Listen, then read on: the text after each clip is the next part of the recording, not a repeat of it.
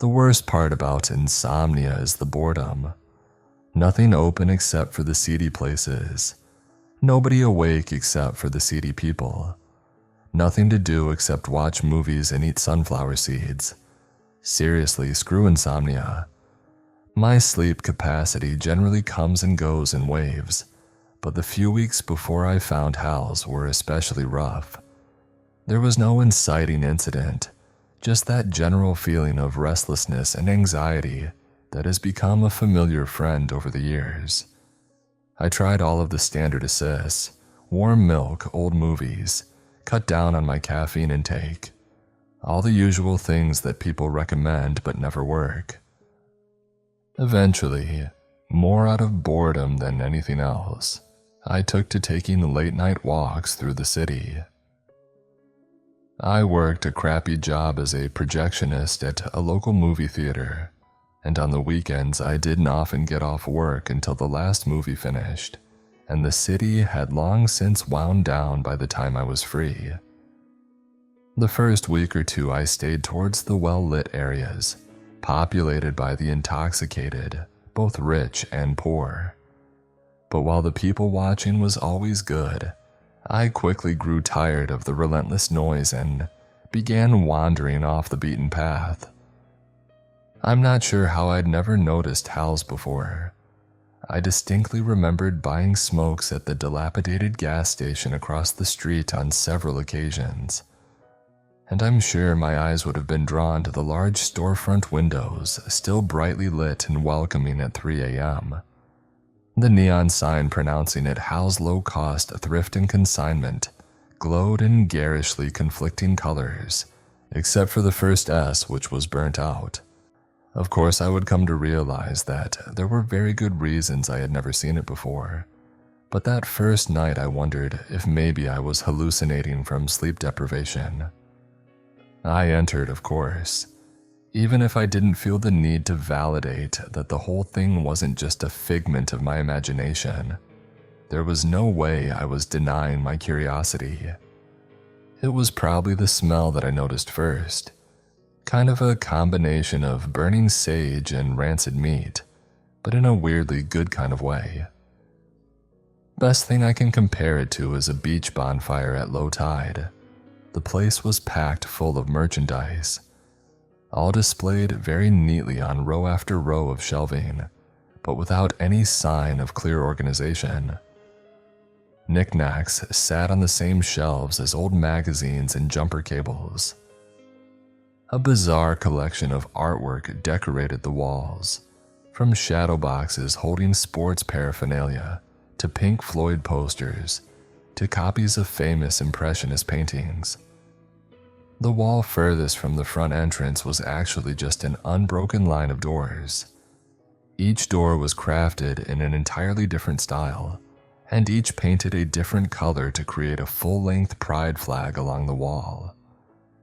In the center, the green door actually appeared to be an elevator, which really just raised additional questions. I began to browse the first aisle to the left of the front door. A full silver-plated dining set, a clown costume, a chainsaw without a chain, 4 cookbooks, a Super Soaker XP 100 already filled with water, several fake antique-looking religious relics such as crosses and Buddha heads, and a full-length evening cloak that made me immediately start contemplating a career as a supervillain, if for no other reason than I would look amazing in it. I browsed several more aisles with a bemused smile on my face as the truly eclectic inventory continued to defy any clear organizational sense, until a gruff voice cleared its throat. I glanced up to see the shopkeeper behind the front counter staring at me. He was a medium-sized man but held a clear "don't mess with me" aura around him. His head was shaved bald, and his arms and shoulders indicated someone who had spent more than a few years working in trades. "Can I help you find something?" he asked, his voice a low grumble that ran the line between professionalism and wanting to throw your ass to the curb. I shot him one of my patented, disarming smiles. "Not really, I'm just browsing." He continued to stare for a moment, his eyes probing as if searching for a way to sort me into one of the Jungian archetypes that all retail employees have for their customers. Incubus, he asked finally. Excuse me. Are you an incubus? He responded, his eyes still searching mine. No, Gemini actually. Well, on the cusp with Cancer really. I didn't think people actually used the astrology pickup in real life. I gotta ask, do you get a lot of success with that one? With nostalgia being all the rage these days, going for one of the classic pickup lines is actually a brilliant idea. The corner of the man's mouth twitched just for a moment before returning to its painted-on scowl. That immediately put me at ease. Couldn't work the late-night shift without having that hard shell of an exterior, but if I could touch a sense of humor, he probably wouldn't be throwing me out anytime soon. I don't get a lot of people coming in here just to browse, he said, his voice having moved slightly away from the gravelly grumble he was using before. Less Bob Dylan, more Bob's Burgers. Most know exactly what they want by the time they lay eyes on this place. I shrugged. What can I say? I'm an impulsive sort. Hey, how much is this? I lifted up a snow globe that held what looked like a large hospital. The shopkeeper raised an eyebrow. Good eye, that's $200. I whistled, immediately placing it carefully back on the rack. Pricey for a paperweight. Collector's item. There are a lot of stories inside that little snow globe. You could probably get a couple thousand from the right buyer if you're fine dealing with that kind of person. I take it since you're selling it for $200, you're not fine with that. The corner of the shopkeeper's mouth twitched again. I could tell he was warming to me. I'm pretty sure you're not here for that old thing anyways. What am I here for then? I'm not sure yet. Keep browsing, I'm sure you'll find it. I did as I was told. An antique set of writing quills, what looked like a defunct Tesla coil, a compass and a sextant, a typewriter, a VCR, a few old board games I had never heard of, and a few other raggedy children's toys, including an actual Raggedy Ann doll. Nothing really struck my fancy until I was flipping through a rack of clothing and came across a treasure. I delightedly snatched it up and approached the front counter, placing it in front of the shopkeeper. He raised another eyebrow at me and I beamed a smile at him in return. I've always wanted one of these, I chortled. The shopkeep shook his head and pressed a few buttons on the archaic register. Not Faye then. Never met a Faye with a decent sense of humor. For the white t-shirt with "I'm with stupid" written on it, that'll be $1.53. I fished a handful of coins out of my pocket and counted out exact change. He took it and sorted the money into the correct slots. He looked back up at me and shook his head. This has got to be the dumbest sale I've made this year. I'm not even sure why that was on the rack. Hey, I'm not complaining, I said, pulling the new purchase over the shirt I was already wearing. Did you just open? I walk by this area pretty often, and I'm sure I've never seen you here before. The man's smile came out fully into the open. Yes and no. We've been in business for a long time, but I guess you could say we're new to the area. Well, I hope you stick around for a while, Hal, I said, nodding with a feigned understanding as I extended my hand. You've got a bunch of weird stuff in here and there aren't many other places for me to go shopping at this time of night. Butch, the shopkeeper replied, shaking my outstretched hand. Excuse me. My name's Butch, not Hal. What the hell would the owner be doing working the front counter at 3 a.m.? I threw my head back and laughed. I stand corrected. Butch grinned. So not an incubus, not a fae, not a vamp. What the hell are you doing in my shop? I raised an eyebrow. Buying vintage clothing, apparently. No, seriously, what's your deal, shapeshifter, Wendigo, cannibal? Dude, I've worked enough retail to know all about the normal customer archetypes, but I think you've lost me on these. Is a shapeshifter one of those shoplifters who keep showing up in different clothes like they're actually fooling anyone? Butch looked at me in perplexity, but a little bell rang announcing the arrival of another customer before he could continue his line of questioning. We both glanced towards the door instinctually, and I suddenly also began wondering what the hell I was doing in the store. The woman who had just entered was tall, disturbingly tall. At least that was my first impression. I soon realized, though, that she wasn't actually tall, she was just floating a solid 2 feet off the ground. She wore a long pale white and semi-transparent dress that fell clearly past her feet and dragged gently on the floor. A white veil was pinned to her unkempt mane of dark hair and spread across her face. That veil did nothing to disguise the bloodshot and sorrowful eyes, the broken nose, nor the mouth that hung open to the center of her chest, leaving a large black void from her cracked and broken top teeth to well past her neck. I recoiled in horror, slipping and falling directly onto my ass before scooting myself back until my back hit a rack of shelves and a hairy, taxidermied hand fell onto my lap. I held it up in preparation to do battle should I need to. The specter, however, paid me absolutely no mind. She merely glided down one of the aisles, raised her hand to delicately select something off a shelf, and then floated back up to Butch's counter. "Evening, Maeve, just the usual?" Butch asked casually. The woman's cavernous mouth seemed to open wider and a reverberating moan began to vibrate my soul. It wasn't loud, but it suddenly reminded me of the sound I heard my mother make over my grandfather's deathbed when I was 9 years old. "All right, gorgeous, it's $4.50. The woman in white reached out a hand limply and dropped a handful of crumpled bills on the counter. She then turned and slowly glided out of the door. My shaking hands continued to point the furry limiter long past the point she was out of sight. "Throat lozenges," stated Butch. I swept the leg to point at him, my heart still racing and my eyes wide. Butch seemed unconcerned. "Maeve comes in every night for a pack. Her work leaves her throat pretty sore. I'm not sure if they do much good, but it's always the regulars who keep a business afloat."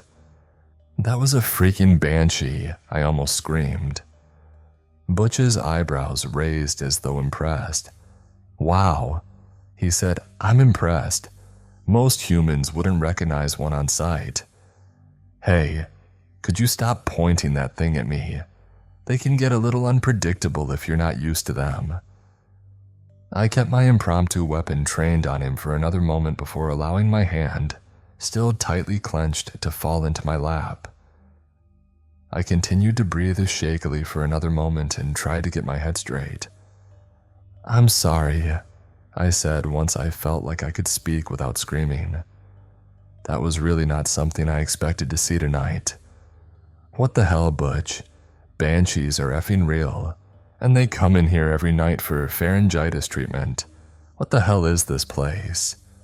I realized my voice was starting to gain volume again. I stopped, swallowed, and took another raspy breath. "Sorry," I said again. I've never reacted well when I get really scared. Believe me, I wish that didn't happen to me, but... The thing still clasped in my hand suddenly lurched. I curiously glanced down at it, only just then fully noticing what I had been clenching in my fist. "Damn, this is a monkey's paw, isn't it?" "Yeah, you may want to put that down before you make another wish," said Butch, an amused smile on his face. "Why, what did I say?" "Still scared." "Of what?" "Oh, right, ugly banshee chick. Nah, I'm good now." "Why do my pants smell bad?" Butch rolled his eyes. "Go ahead and grab a new pair, no charge." "Nice. Can I use your bathroom?" He nodded towards the far wall of the shop. "Purple door, I'd avoid opening any others if I were you." "Spoil sport." Is that elevator real? Yep. And no, I'm not answering any follow-up questions until I can't smell you anymore. 10 minutes later, I was feeling much cleaner, if slightly chilly, in my newly bought I'm with Stupid t-shirt and newly gifted cum slut booty shorts. I must have been starting to grow on Butch because other than another twitch of his mouth and slight shake of his head, he didn't much react to my change in style. So you're actually just straight human, aren't you? He asked ruefully. I can't think of another species that would so flagrantly disregard their own self-respect. Never seen the video of the otter screwing a decapitated fish head, have you? You know what I mean. Even the blood orgy folk will still show up in something tailored at least. Butch, you just had a floating girl in here wearing funeral clothes. Versace. Maeve's taste is old-fashioned, but always quality. I paused with my mouth open before shutting it slowly. All right then, I guess I stand corrected. Should I change so I don't offend the blood orgy folk? I finally got a full laugh from Butch. What's your name, kid? Clear. Sorry. Clear. Middle name is Water. My parents were hippies. Also big fans of revivals. Man, thought I drew the short straw when it came to names, but you've got me beat. So what? The shop bell rang again. Unlike with the previous customer, I felt not even the slightest twinge of fear as the latest monster strolled casually into the building. 6.5 feet tall and covered in reddish-brown fur. The man with the overtly canine face was sporting a cordial grin. The werewolf nodded casually at Butch and began strolling the aisles. Butch nodded back and then raised an eyebrow at me as though interested in my newfound stoicism. Well, he asked, as if unsure whether or not I was going to crap myself again. I can't believe you gave me a hard time about my booty shorts and then didn't blink at that guy dropping werewolf dong. Butch grunted in satisfaction. Guess that monkey's paw was the real deal. I should bump up the price. You didn't know? He shook his head. It's good policy not to screw around with a monkey's paw. Had a feeling it was legit though. A lot of the other stuff we got from that particular estate ended up being pretty extraordinary. There was a pause. Such as? I demanded. Come on, dude, you can't drop that line and then not show off a bit. Butch laughed again and turned around to the display wall behind the counter. He pulled down a shadow box and laid it on the counter in front of me. Inside was an almost cartoonishly large revolver. 6-chamber but with a bulbous barrel that could have fired a skee-ball. There were 3 huge rounds already loaded, but with no caliber that I recognized. You seem like the kind of guy who would appreciate this. He opened the case and gestured for me to pick it up. I did, immediately surprised by its apparent weightlessness. I spun it around my finger, gunslinger style, and leveled it harmlessly towards the doors at the end of the hall. The werewolf glanced up at me curiously for a moment before returning to his shopping. Love the way it handles, but I don't recognize the make. One of a kind, Butch said. They call it the Checkov gun. I laughed. Seriously, guess I have to fire it then, huh? Probably, but I wouldn't waste the ammo if you don't have to. Those 3 rounds are all there are left. How very hackneyed, I said, examining one of the rounds. These things seem a bit unnecessary unless you're hunting kaiju. What are they? I've just taken to calling them MacGuffins. I've only seen it used once during a debate over the bathroom being only for paying customers. One thing led to another and a full army of vampires ended up laying siege to the shop. Had to have been at least 400 or 500 of them. Hal shot off a round from this and it fired an actual sun. Gave me 2nd-degree burns on every exposed inch of skin, but it fried every last one of those creeps. Wait, it shoots a sun? I asked incredulously, cautiously setting the gun back on the counter. No, it shoots whatever it has to get the job done, Butch explained. That makes no sense whatsoever. You do realize there's a werewolf browsing through old Megadeth CDs 10 feet behind you, right? I turned around and locked eyes with the large hairy fellow for a moment. His tongue lolled out of the side of his mouth in a wolfish smile, and he winked at me. I mean, I get what you're saying, but I still think there's a big difference between ancient legends and a relatively modern literary construct. Butch opened his mouth to respond, but at that moment the door slammed open with enough force to cause the lights to flicker. I glanced over my shoulder at the darkened doorway, noticing Butch's hand move to rest lightly on the checkov gun on the counter. The werewolf's hackles raised as a low growl began to rumble from his direction. The man in the doorway seemed human enough, if high-stakes lawyers could be considered human, that is. He was tall, but not intimidatingly so. His suit was well-tailored, his hair immaculate. The charming smile on his face belied the cold contempt in his eyes. "Hey, Butch," he said, his voice a purring baritone. "Hey, Az, long time no see," Butch replied, his face devoid of emotion. "Way too long." The man pulled a coin from his pocket and began rolling it back and forth across his fingers. "Is your boss around?" "You know I haven't seen Hal in months, Az. Not since that incident with the Purgatory delegation. Paychecks are still rolling in though, so he's out there somewhere. If you find him, let him know I'm taking the fender for a Christmas bonus." Az shook his head in feigned disappointment. "It really would be in your best interest to help me track him down, Butch. You know the deal he made to run this place expired at the end of last month. Now my employer has a lot of respect for the old man and everything he's done over the years, so he's more than willing to renegotiate the terms." Butch shook his head. "You're not hearing me, Az. I don't know where the guy is and I don't have any way of getting a hold of him." "Come on, you really mean to tell me your boss can't suss out where he is?" I'm starting to get why his little rebellion failed. Still not sure how he duped all you idiots into following his lead, though. Az's eyes narrowed. "That's low even for you, Butch." I laughed involuntarily. Suddenly, a force slammed into me, hurling me over the counter and against the wall behind the register. Shock shuddered through my body as a display hook pierced my shoulder. A flood of moisture spread down my back, and I immediately started feeling a little woozy. Also a lot pissed. I jerked my head up to glare at Az.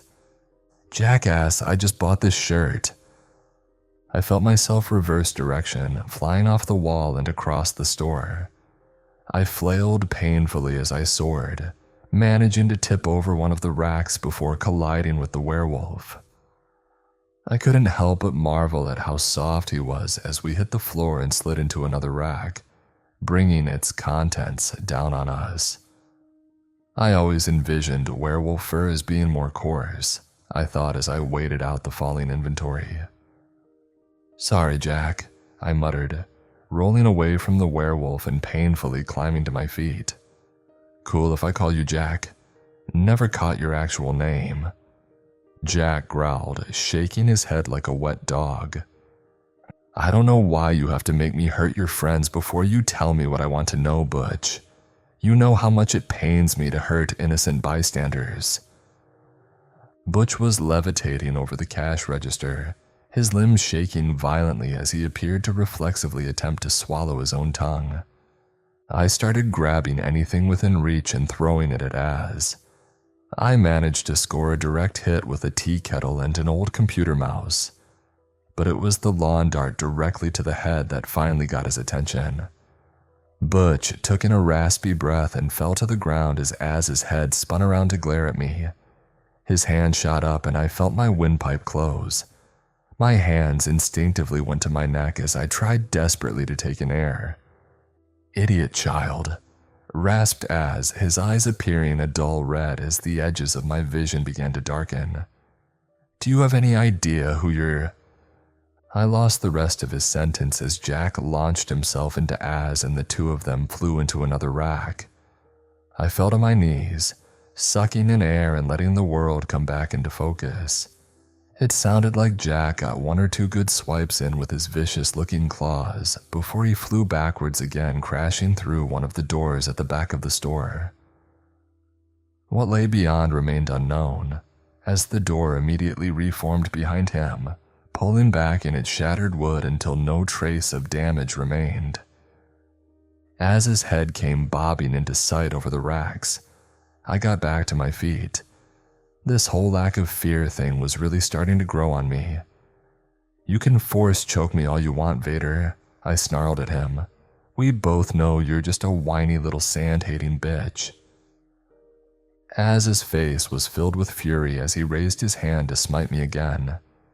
Suddenly, Butch stepped between us, the Checkov gun leveled squarely at Az's head. Az's look turned to one of contempt, but his hand still lowered slightly.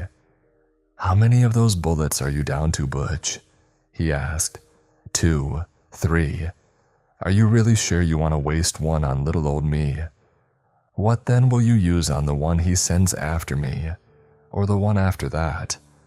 Eventually, the big man himself will want to come. Better hope you still have at least one left for him." My eyes fell on another gun that had fallen onto the floor in the struggle, one that I had noticed on my first walk-through of the aisles. A stupid idea popped into my head. I reached down and grabbed it, cocking it loudly as I leveled it towards Az. "Step aside, Butch," I growled. Butch shot a look back at me, saw what I held, and gave me a tight grin as he lowered the Checkov gun and stepped out of my way. I squeezed the trigger on the Super Soaker XP100 and sent a stream of water directly into Az's face. His scream was piercing as the smoke immediately started pouring off his melting face. I stepped towards him, continuously pumping more water as I adjusted my stream to any piece of exposed skin his squirming left exposed. "The power of Christ compels you, bitch," I yelled as I stood over him, furiously pumping the squirt gun. "Don't screw with retail workers." Flesh fell from the demon's bones like really good barbecue ribs, bubbling into vapor from the floor. His screams became so high-pitched that I heard a few of the more delicate glass items in the shop shatter. I didn't let up on the stream of water until the plastic toy lost pressure and dribbled to a stop. Az collapsed, his clothes falling into a pile on the floor as his body steamed away. I stood panting, feeling the adrenaline burning off my skin. My shoulder, forgotten during the fight, began to throb painfully and the squirt gun slipped from my grasp. "Did you seriously just use a Pulp Fiction line on me?" I looked up at Butch in surprise and started to laugh. I mean, how often am I really going to have an opportunity like that? I just couldn't resist. He chuckled along with me. "How'd you know that Super Soaker would work?" "You made it pretty easy to figure out what he was with all that boss's rebellion talk. And I thought with the kind of stuff you have in here, there was a pretty decent chance that thing was filled with holy water. Anyway, if it wasn't, I knew you'd probably just look at me like I was an idiot and shoot him with the Checkov gun instead. So you know, what the hell." He chuckled again and walked over to me to examine my shoulder. "How's it look?" I asked through gritted teeth. "I mean, you're going to need stitches probably, but I don't think you're gonna bleed out anytime soon." I nodded, then glanced over at the back of the shop towards the door Jack had disappeared through. "Is he going to be all right?" I asked. "Jack," he replied. "Yeah, he'll be fine. He's a pretty solid guy, has friends everywhere. I'm sure someone over there will put him up until he finds his way back." Holy hell, his name really is Jack? I thought I was just being clever. Nobody knows his real name actually, he doesn't talk much, but most people end up landing on that joke eventually, so it's kind of just stuck. Ow, my self-esteem, I deadpanned. What's over there? Over where? You said someone over there will put him up. What's over there? Oh, that door leads to the back room. It opens up somewhere different every time.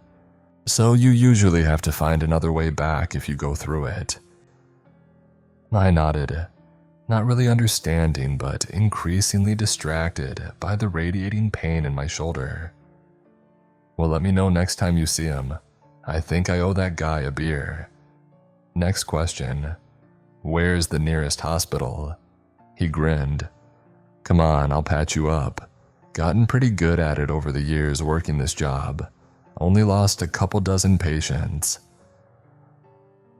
I nodded and followed as he led to another door behind the cash register. He stopped with his hand on the knob. Oh, and remember how I was trying to figure out why you ended up finding this place. I think I figured it out. Want a job? I looked at him. I thought about the banshee and the monkey's paw and the werewolf and the demon. Then I thought about the long series of dead-end boring jobs I'd had up until this point. Do you have a dental plan?